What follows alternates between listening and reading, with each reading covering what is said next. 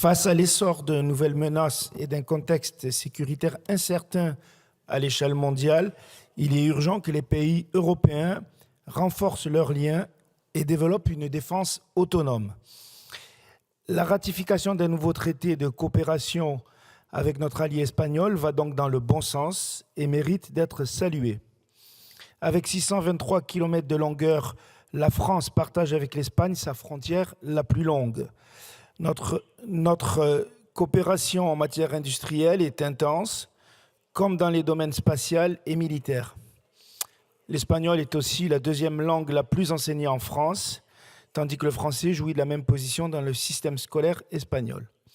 Par ailleurs, l'Espagne est déjà un partenaire essentiel avec lequel la France partage une vision commune en matière de défense.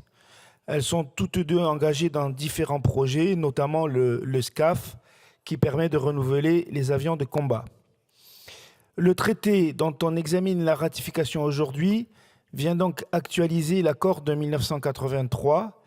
Il facilite le dialogue entre nos deux pays, notamment grâce à la création de plusieurs instances, et il intègre les références au cadre de coopération multilatéraux de l'OTAN et de l'Union européenne. Il a donc un double intérêt.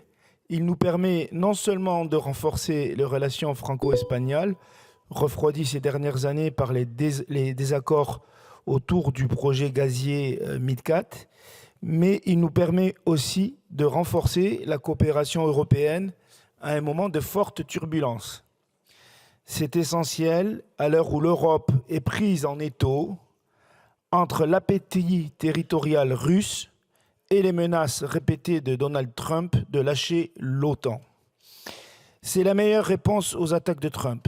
Ce qu'il veut, c'est diviser les Européens en misant sur des relations personnelles et directes avec les exécutifs des différents pays européens.